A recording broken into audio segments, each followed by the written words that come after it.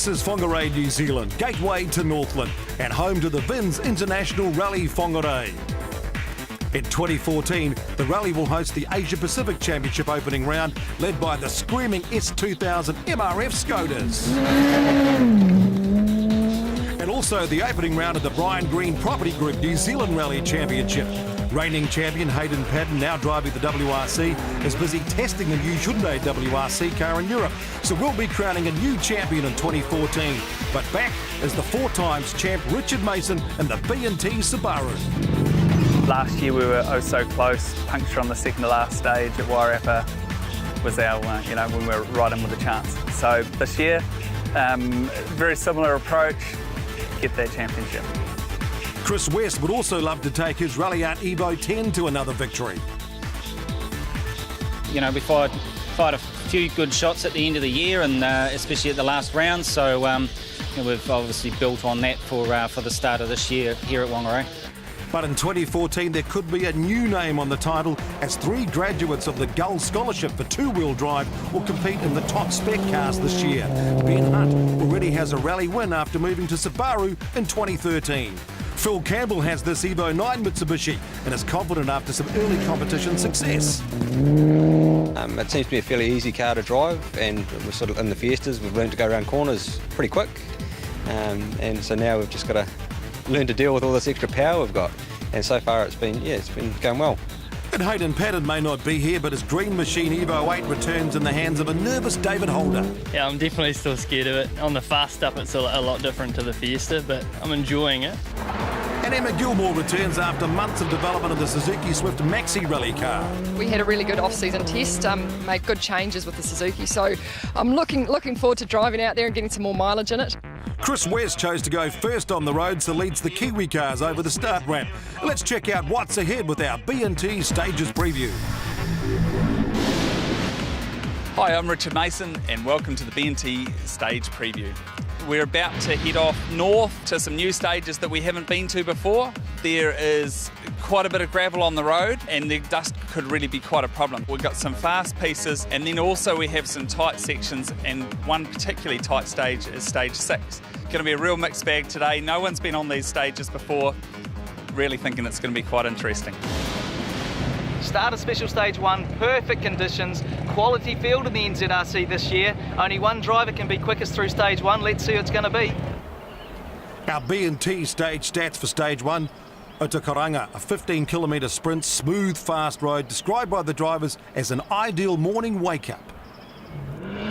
First cars on the stages are the APRC competitors, led by the screaming Skoda of Gaurav Gill. But at the end of the APRC field, and just 5 minutes in front of West, the Mazda Demir of Takumi Masukawa. Now, Westy may catch him on the stages, so Glenn Inkster, it's a bit of a gamble with that start position for Westy.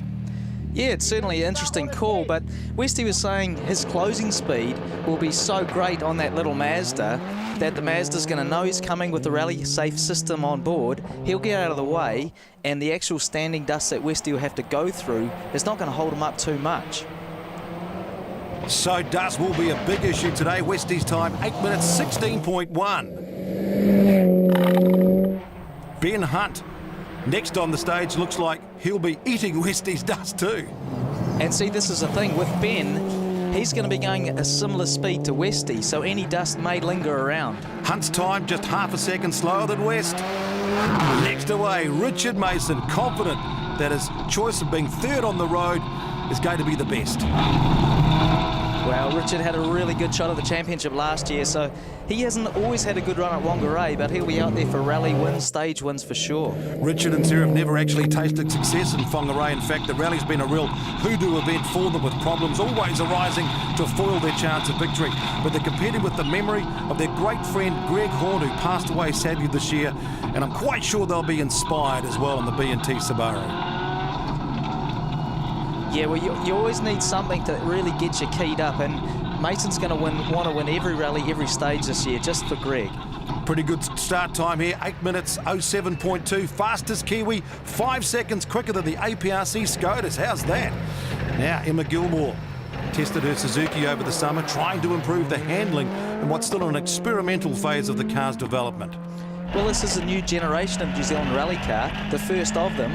Emma's starting to get some stage miles up now, so it's going to be interesting to see if she's got closing that gap on the leading cars. Emma's around 14 seconds slower than Mason on the stage, so starts the day 4th so far.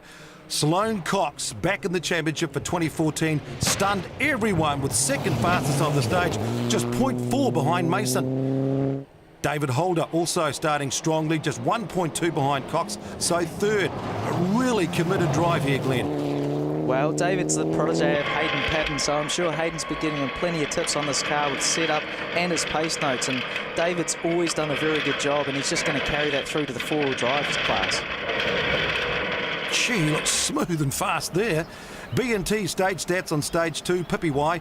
This stage is 32 kilometres long, the big one for the day. Potential to catch slower cars, and of course dust is going to be an ongoing issue. Fine weather and not much wind. Mason again fastest, takes a 14-second lead. Ben Hunt up on stage, split times, but was just under a kilometre run. He's out of gas, limping to the finish, and beyond that, the refuel. And that's not just forgetting to put gas in. That was chocker leaving service. The cars are making so much power, they're using the fuel. So he drops the 6th. Also in a bit of trouble, Emma Gilmore had a turbo hose split. And she was actually forced to stop with the stage when the hose blew right off and limped home in 27th place. And rallying's become so competitive these days, you can't afford to stop in a stage. David Holder continued on his challenge, 13 seconds down on Mason in the stage. Still second, only his second stage in this car. What a great drive. We all knew he's going to do good things, but the times are impressive. He's really getting on top of this car fast and early. Also watch out for Phil Campbell, hasn't taken long to get to grips with his Evo 9. He moved up 6 places here to 3rd overall. Now it was Chris West's turn to strike problems. The car started misfiring in the stage, eating up precious time, and he dropped back to 4th place. B&T stage stat for Marlow, 20 kilometres, starts open, but the last half of the stage is technical. Now tyre wear after 3 stages could be an issue here. And with his main competitors having problems, it looks like Richard Mason will lead them into the first service. But this rally has always provided drama for the Masons, so they'll be hoping for some good luck for a change. And I'll still be very nervous because I've got a long way through this event leading only to be undone by an accident or a car problem. They'll really want to get through and get a good result. Another stage win there for the Masons, so their luck's holding out. Ben Hunt refueled, having a good crack at the stage, just 1.7 seconds slower than Mason, but look at the dust. Ben's another one of these gold graduates out of the two-wheel drive class. They learn how to drive on pace notes, so in the dust, they're still going to be very, very fast and fully committed. So once again, it's all about trust between co-driver and driver, and these competitors who graduated through the Gull Scholarship, that's the class for two-wheel drive, now moving up into the four-wheel drive class and doing very well, like Phil Campbell in 3rd. And check this out, David Holder still 2nd, now only 25 seconds behind Mason. So while Richard Mason looked like he'd dominate, there were plenty of other battles too down the field and some excellent performances. Like a 4-way battle for 10th place, and that saw Matt Summerfield up to 8th over 3 stages. The older Subaru has had a rebuild in the off-season. Series sponsor Brian Green having a great run in his fight for 13th on stage 1, 10th on stage 2 and 8th on stage 3. So Greenie getting to grips with it again. Greenie's not as young as some of these hard chargers, but he's got experience, and rallying is a game for experience. He's done a lot of stages, and I think if you add up his kilometres with Dave Strong, they would have done more stage kilometres than the rest of the rally field put together. Dylan Turner, good to see him getting an extra few Ks as well. He was right up in this battle, but then got slowed down with problems in the car. Clint Cunningham in an older car, but he'd been going really well. 12th in stage 1, looked like moving up to 10th until this at the end of stage 2. He slowed with a broken fuel injector and was forced to retire rather than risk breaking the engine. In the two-wheel drive class, Marcus van Klink back where he left off in 2013. Amazing that this Group B rally car from the 80s can still knock in the top 10 30 years later. Driving the Campbell Fiesta, Max Bailey. A talent to watch out for, just 35 seconds down on Van Klink. And Ron Davies showing new pace in his old Escort, third in the two-wheel drives. Making its debut on the New Zealand rally roads, the FT86 of Brent Taylor, built in Hamilton by his co-driver Chris Ramsey. It's actually quite mind-blowing. The turn-in of the car is unbelievable compared to previous cars, and we've had to back out of corners and then return in. The grip level due to the suspension change and setup is really good, so I'm very positive of the outcomes, and at 8,200 RPM in the forest is superb. So let's have a look at the results so far. Mason with a 25-second lead, but the real surprise, Holder, Campbell, Hunt, all ahead of West, and it's Van Klink and Bailey battling out for two-wheel drive honours. So frustration for Chris West as he arrives at the Vin Service Park with a mysterious misfire. Yeah, it's frustrating, you know, like it's fantastic roads up there, and you know, we're just sitting there biding time, so very frustrating. A check-up for the B&T Subaru at service, but it's dust, the main issue for the Masons, being third on the road. I think that the second run the roads will be more swept, but I would think we'll probably still have a lot of dust because, you know, we'll start pushing the line out a bit, and the extra speed that the cars will have will generate more dust as well, so I don't think it'll get better. A good morning for David Holder, growing with confidence. The road conditions are like really swept, like there's a lot of grip there, like a lot. We're not using all of the grip at the moment. You could definitely be going faster, but we're still trying to learn the car, etc. What are the sort of things that you're learning? It goes a lot faster out of the corners than I'm used to, but it's pretty predictable from the short time I've had in it. Yeah, you just gotta watch it on the fast stuff. But frustration for Sloane Cox, who lost time after clipping a tree in stage 2. Stage 1 felt pretty good into the car, then stage 2 just came too fast into a long 5 left and fell off the road. You say the car's driving straight, but now the team have got to basically get it back to a safe state for driving on the road, is that right? Yeah, that's right. Mechanically the car's perfect, didn't change anything. It just when it hit the tree, it bent the whole back of it, so now it's got to put it all back together, get the lights back in it to make it roadworthy again. Ben Hunt needing to find some fuel economy if he wants to make it through the afternoon. We've only got a 60 litre tank in our car, and we needed 63 litres to complete that loop till the refuel, so 3k from the finish of that second stage she started missing and farting, and so it was a bit of a shame really. We had to flick the anti-lag off and just coast to the finish, and then she finally did die after we went over the finish line. But a real confidence boost for Phil Campbell, third overall now. Yeah, there's a few fast cars behind us that have obviously had problems this morning. I'm not too worried about them at this stage. We just want to drive our own rally and get to the end. Still happy that you started your career in those two-wheel drive cars? Oh yeah, it's obviously been a big advantage for us. You look at everyone that's got out of a Fiesta, they've gone straight to, pretty close to the front of the four-wheel drive field. So I'd recommend anyone that wants to go fast to have a go on a Fiesta first. Coming up, smooth roads mean faster times, but not everyone will make the end of day service.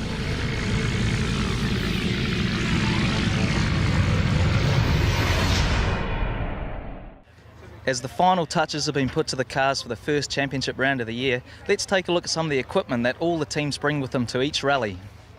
The cars themselves, obviously running on gravel, there's a lot of gravel rash, there's a lot of gravel coming up underneath the cars, so every car has quite comprehensive underguard protection. We have lots of guards trying to look after suspension arms, even the underside of the car. If you didn't have that there, it would just get eaten away throughout the season. So at service, we have to have special jack stands that go into the side of the car and hold the car up so you get complete clearance for everything under the car. They have special high lift jacks which enable the car to get so high off the ground it makes it easy to work on. If we make it easy, then things get done properly. A nice setup rig like this, we've got all the bits just so that the crew can do their job. We've talked about routine maintenance. Sometimes at service the maintenance is not so routine. For times like that, we need all these spares just to keep in the rally. So we have spare suspension, Rear lights, of course, these cars have to be warrant a fitnessable standard, so if you take out a rear light in a stage, you need to be able to put one in when you leave service because it has to be at a warrant a fitnessable standard. And then, of course, suspension arms, something as simple as a wiper motor. Out on the stages, if this fails or you come back to service and you don't have wipers, that can play havoc the rest of the day. A $2 part, ruining an expensive rally. So, you know, the guys that are really organised, they carry all these bits just in case, but if you don't have them, you'll need them. Good skills. The first 2 stages repeated now with 50 cars across them. The gravel should all be swept off the driving line and look for the times to drop. True to form 2, Richard Mason 9 seconds quicker over the stage than he was in the morning run. And take a look at the road. Awesome. This is really fast stuff. Flowing roads, good cars, lots of power. It's sort of like it's hard not to get excited when you see this sort of stuff. And those roads have swept off, which gives you more grip and faster times. Rally Art had tried to fix Westy's misfire, but now it was working. In fact, West 5 seconds quicker than Mason, and he actually won the stage. And that's what we expect from Westy and an Evo at Whangarei. Westy's in the Evo 10, which makes even more power than Evo 9. It's a heavy car, but these stages are really suited to it. And this is what we've expected from the start of the rally. Now, Ben Hunt had adjusted the computer in a hope to try and slightly decrease the fuel use. Set off to chase down Mason and Holder. But his engine had been damaged when the car ran out of fuel. And guess what? A few kilometres into the stage, it was all over. That's a frustrating end. They've come a long way, and what started as a simple problem has catastrophic consequences.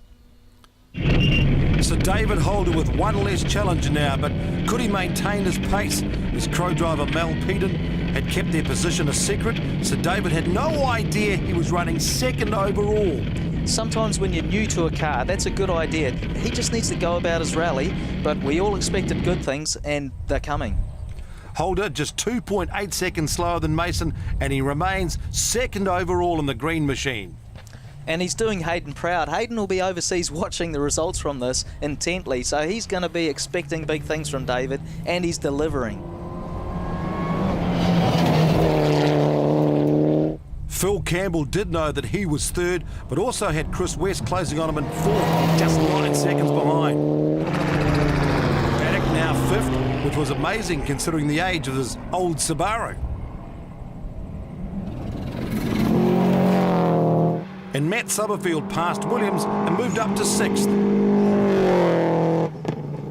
On to stage 5, Pipiwai, the 32-kilometre challenge, and expect to see the times drop again, but not for Chris West. Listen if you can hear the misfire. Well, you heard some anti-lag, but when he's got on the power, that's just a massive misfire. That's costing him lots and lots of time. And that's a problem for Mason. Looks like he's going to actually catch and overtake Westy here.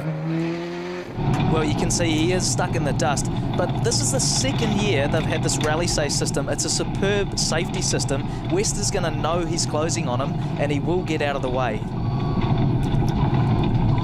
As you can see, he's just pulled to the left. Richard's got a clear line through. Unfortunately, this stage also the last for Phil Campbell, retiring with clutch failure. And after a great morning, an early retirement also coming up for Brian Green, the sponsor. Long crest, short 7 left, 50, watch 5 left minus, into, long 4 right plus opens.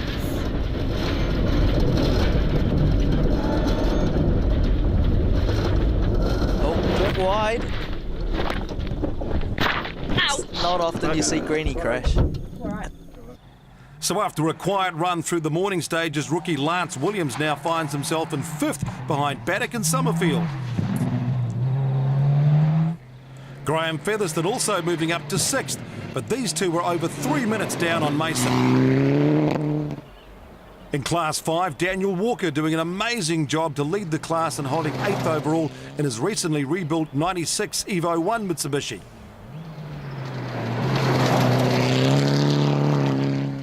Kingsley Jones into 9th.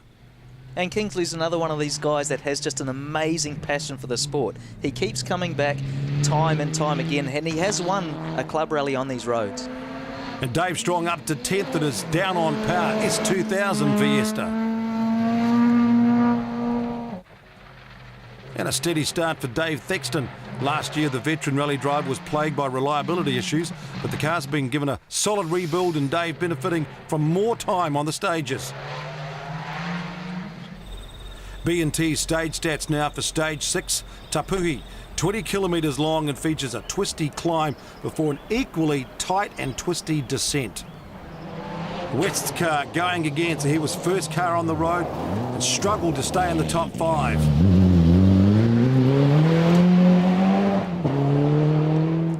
Richard Mason's luck, though, had run out again on the stages. The centre diff was freewheeling and he'd run out of tyres and brakes.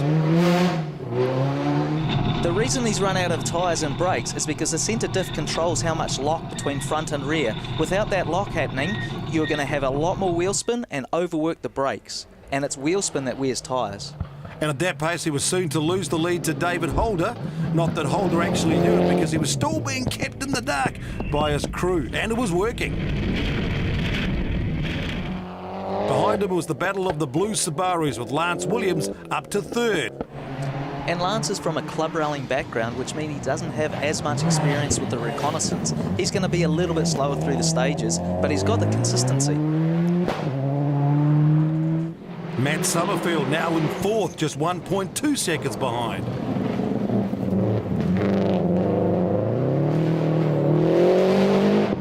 And Emma Gilmore stuck in 3rd gear when her gear selector snapped off in the stage. And just to get her through, she's using a screwdriver to get the gear changed. But it was day over for Richard Baddock. He misjudged a corner and got stuck in a ditch. Such a small mistake for someone pushing so hard. Oh, I just thought I had a wee bit more distance between that bridge and the corner, so we just came in a bit too hot, and then and it's fine on the inside, but as soon as you hit that loose stuff, there's just no going back after that.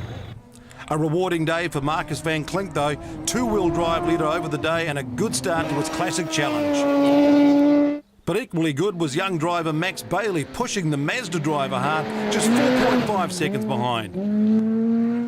Ron Davies still 3rd, but he'd slipped back on time as the Escort showed a bit of its age.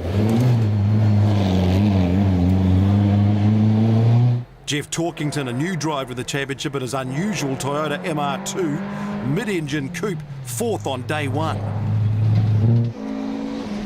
Class 3 champion Hamish Anderson returns, but with no competition at this rally in the class. But making a welcome classic debut, this pristine RX3 in the hands of Andy Martin. David Rolfe again competing in the day 1 Class 5 competition in his little Starlet. And Silver Fern Rally stalwart Gary Smith giving his Escort BDA a nice warm-up on the gravel. So after 6 stages, David Holder was the surprise leader by just 9.3 seconds to Richard Mason. And Mason facing a difficult day too if he couldn't fix the car in time. And just look at the tyre wear on these tyres too. Yeah, look, Sarah and I discussed it going into the stage 6. We had 32 seconds to David, and that we, we'd try and just minimise it if possible, stay in front. The alternative is to try and get a puncture and maybe lose minutes instead. So instead we lost, we lost 40 seconds, something like that, as opposed to minutes. So tomorrow morning. Fixable? No, not really fixable at the moment. We've got 2 gearboxes, but they both run slightly different configuration. We've got a 45-minute service tonight. We're going to leave it. So that's the plan, is to run with it tomorrow and just take our chances. But Holder was not without his dramas. I was looking in the rear vision mirror for flames. We got to the end and co-driver vomited a couple of times, and we fixed one fuel leak, and then we were touring back and we had another fuel leak, and it was filled up the spare boot well with fuel, so we're lucky to be here. How's it going for you? Well, apparently quite well. My co-driver just told me where we're sitting, so sitting in first is obviously a big surprise to us, but we're really happy.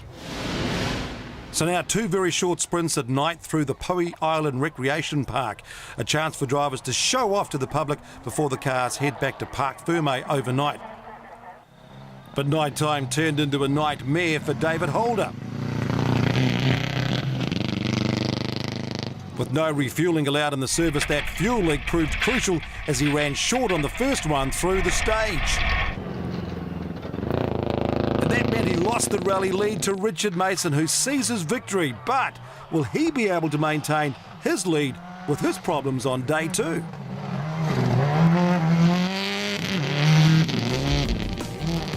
Holder refueled on the roadside, so takes a 5-minute penalty and drops to 6th overall, while the rookie Lance Williams moves up to 2nd, 2 minutes 50 behind Mason, with Summerfield just 1.8 seconds back in 3rd. Coming up, we meet the father and son bonding on the stages, and can Richard Mason hold that lead in day 2?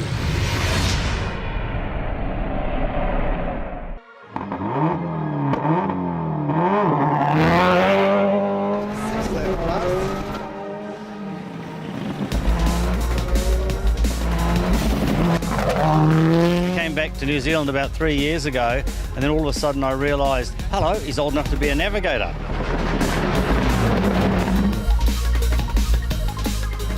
It really builds that father-son bond sort of thing, and at the same time, you know, you see a different side of your family that you wouldn't normally see. You can be honest with each other, you know, speed up, you're going too slow, that sort of thing. Because my dad rallied when he was quite young through to, you know, about 30 I think, and then we moved to Australia. I've only really been into it for about 3 years, so yeah, it's all new for me.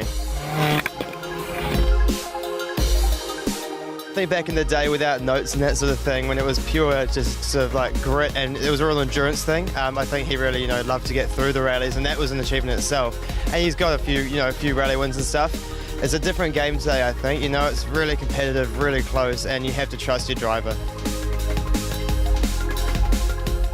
I've never driven a rally car before, so I think I'll start out in something small and then one day move up to the big league, yeah, hopefully. I feel like I'm a driver. I think he's got to earn the right. I think he's got to get his university degrees and everything first, and then we might start him in a Datsun 1200 or something in a hill climb and see how we go from there.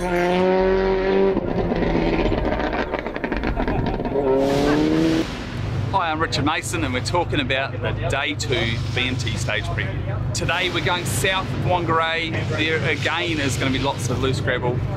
2 short stages and then a long stage, and that long stage has got lots of bits of tarmac in it.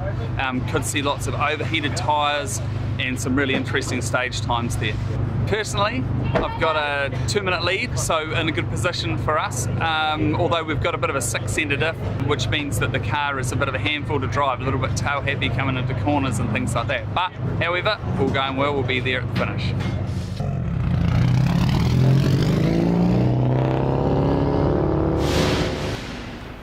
Brooks, the first of the short stages. B&T stats just 6.83 kilometres long with a nice jump at the start. And as the overnight rally leader, Richard starts number 1 on the road, so he'll be happy to be clear of all that dust.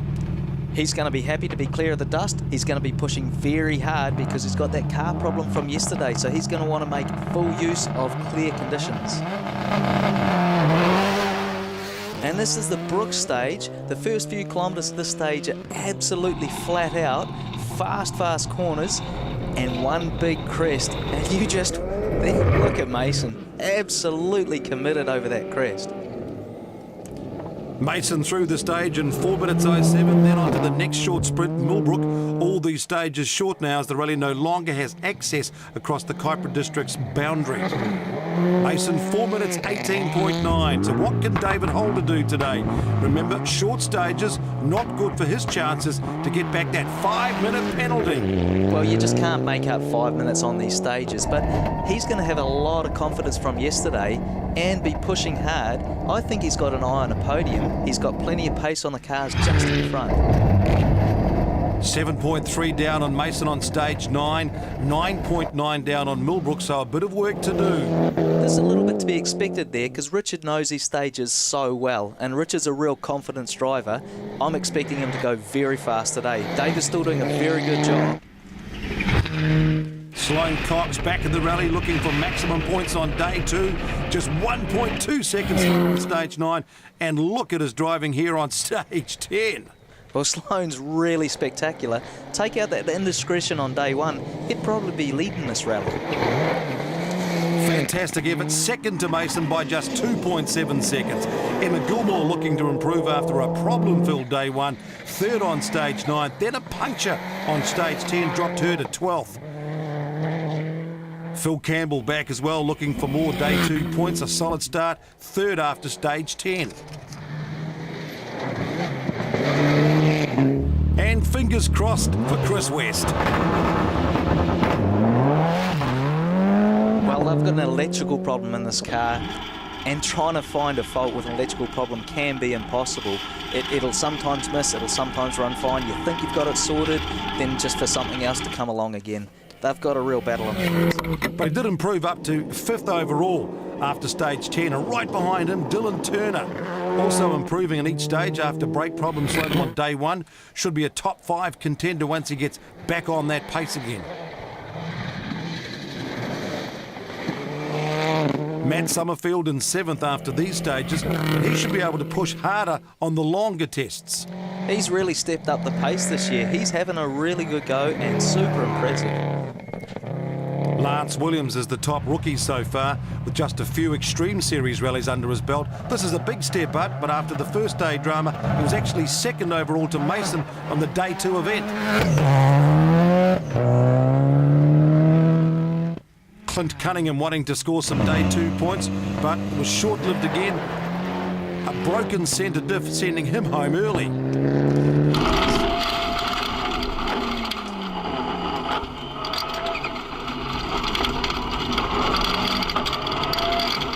And Richard Baddock, back having repaired his car overnight, just making the top 10 on these stages as he eased back into the rally.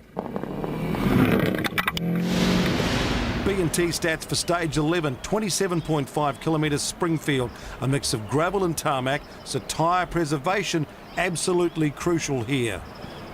And would this be the stage full of drama? Well, first to suffer, David Holder, as he fought back from 4th overall. Well, he'll still be pushing for that podium and getting valuable stage miles. He's going a little bit. Oh, he's through the fence. That's lucky not to go over. They'll find the fastest way back to the road there and just hope no damage has been done. But unfortunately, the radiator was damaged, and that was the end of David Holder's rally. That meant Richard Mason, already nursing a broken centre diff, also struck trouble. He had to now deal with the lack of brake fluid.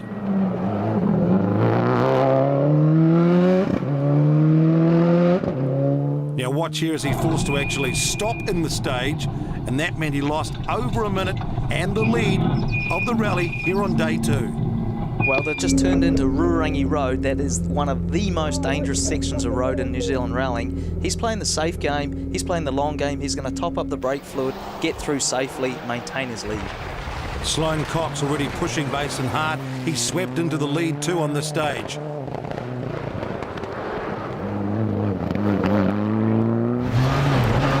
But the misfire was back. West dropping to 6th here.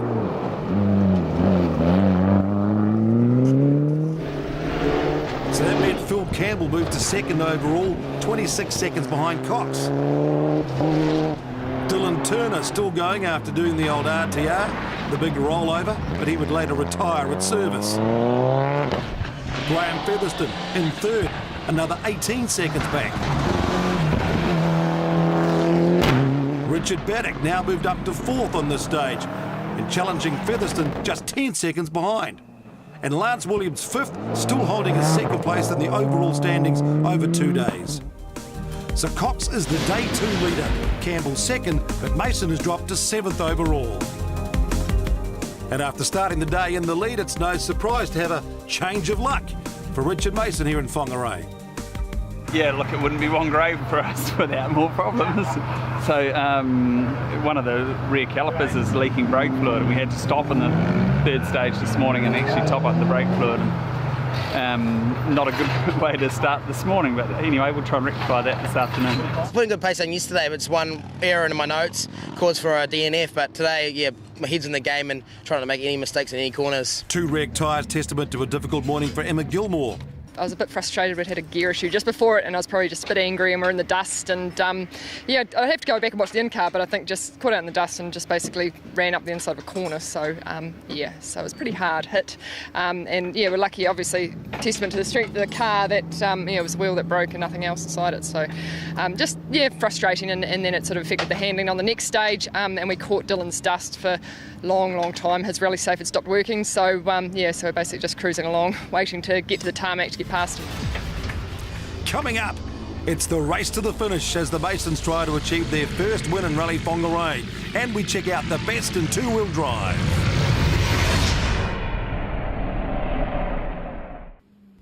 Welcome back, and what a stunning rally for Marcus van Klink.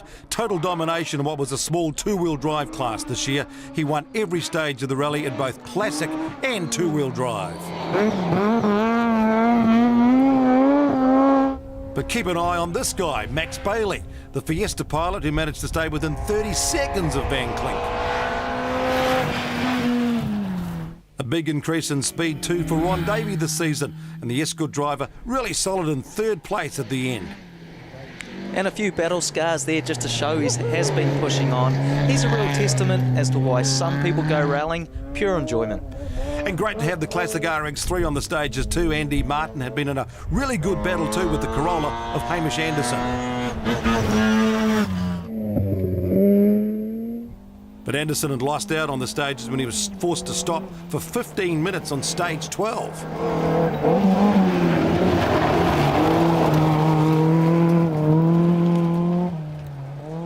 And after service, the stage is repeated. The first two, of course, just a couple of short sprints, so very hard to make up time. But tell that to Richard Mason. He was amazing, winning 12 and 13, and on 12, he moved up 3 places to 4th overall.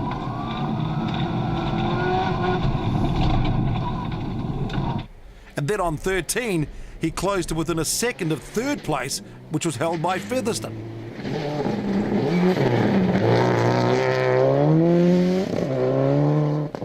But he was never going to get past Sloane Cox, who had really determined attitude to finish top of the Day 2 standings.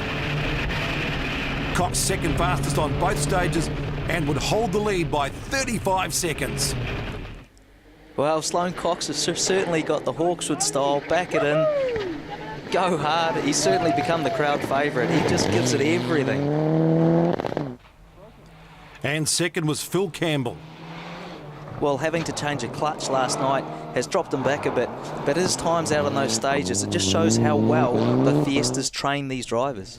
And 26 seconds further back, Graham Featherston.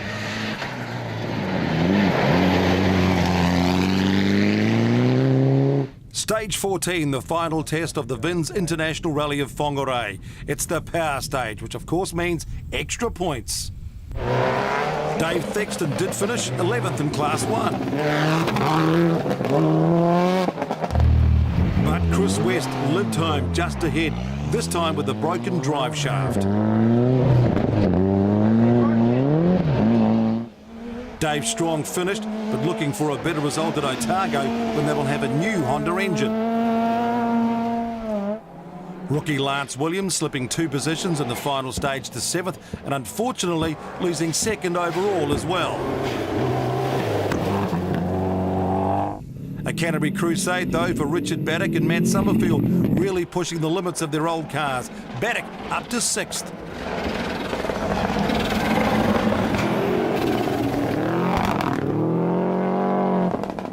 And Summerfield taking 35 seconds out of Lance Williams on the stage to move to 5th for Day 2 and 2nd overall for the rally, his best championship result.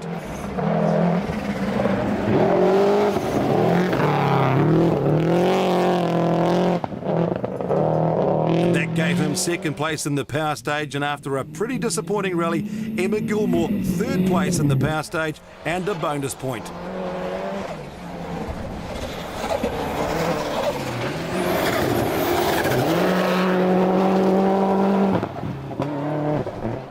Campbell, 3rd on Day 2. but his performance showing what might have been if he had just finished day one.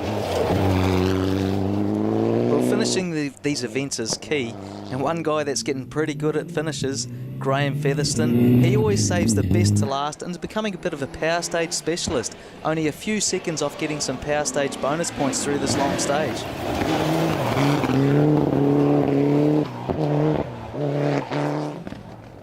Now the battle out in front. Richard Mason has never won an NZRC round at Whangarei, but this would be that day.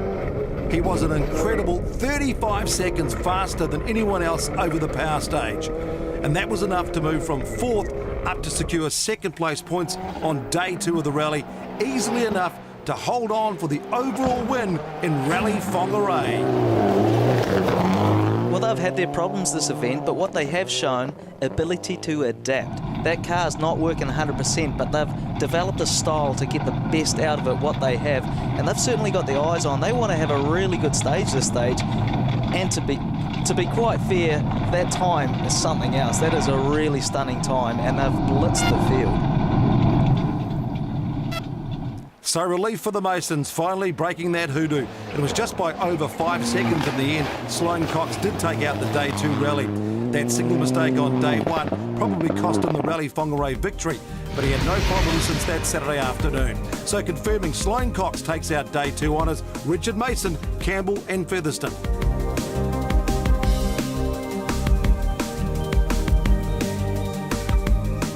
But in the overall result, it's Richard Mason by almost 4 minutes. Certainly a fitting tribute to his mentor, Greg Horn, who would have been delighted by this result. Greg and I had a plan, and this was number 1 on the plan, was to get Whangarei and nail it. So we've done that, and that's the first piece of the puzzle for this year. We're very, very happy. Not too many moments in that last stage, but I tried to go about it in small parts and break it up and just work hard over the whole stage. It was quite long, so really happy to get where we were. The time was pretty good.